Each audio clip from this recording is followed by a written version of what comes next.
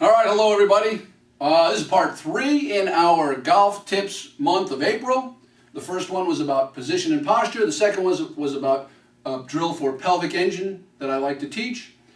The third one today is going to be on how to help improve someone's ability to hit the ball straight and to help keep them from slicing the ball so much.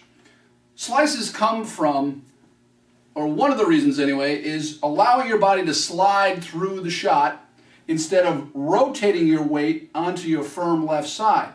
Well, one of the reasons why people can't do that is because they don't have enough range of motion in their hip to allow that to happen. And it's actually internal range of motion, which is internal rotation range of motion, which is this move over a stiff left leg. So what happens, those people that are limited in that direction, as they try to turn onto that side, the range of motion in their hip stops, but yet they know they have to keep going into the ball, so they slide into the ball. And as soon as you slide and your hips get disconnected from your upper body, you're going to hit the big slice.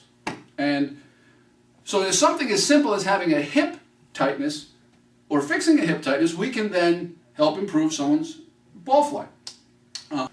So we have my assistant Michael once again helping out. Thank you very much, Michael.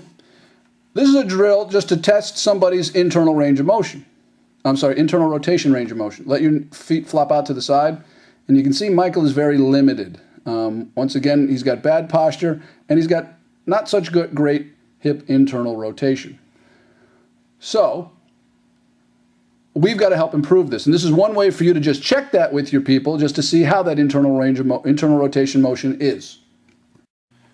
So as we saw, Michael was a bit limited on the table, and you can even take that stretch on the table, and you can just push the feet apart and use that as a stretch itself. However, I like to do sport-specific stretches in the position that they're going to be in when they're playing their sport. So I came up with a nice stretch for that hip internal rotation on the left side. If you're a right-handed golfer, again, if it's a left-handed golfer, you're going to work on the other side.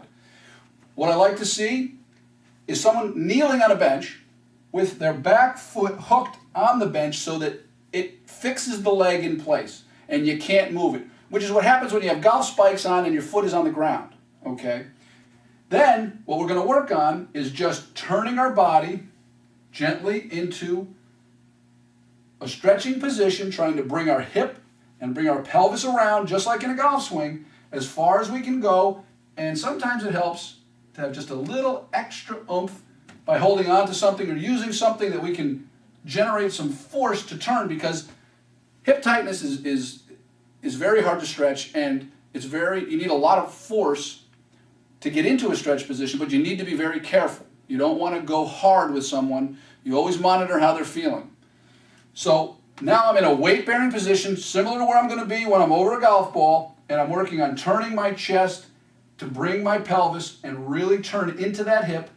And one of the keys, though, that I want you to understand is when we do these drills, just like in the ball-in-the-wall drill, the previous video, we want to keep our head fixed on the ball. We don't want to let our head come out of position when we're doing any stretches. That way we get a little extra stretch through our spine, just like in the golf, very specific to the golf swing. And also we help produce some flexibility in our neck, which is going to be the next video, how important neck stretching is to the golf swing. So here's the stretch. You work on keeping your posture, and you turn your hips into that left hip.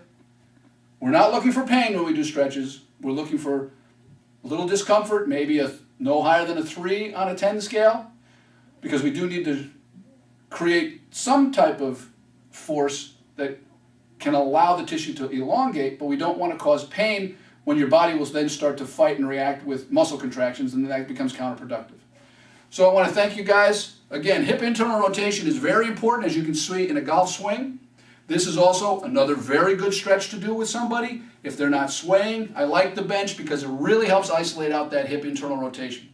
Thanks again. Send me any questions, please. Like us on Facebook, like the Pro Strength, like Rick Stebbins Performance Therapy if you can. Thank you very much.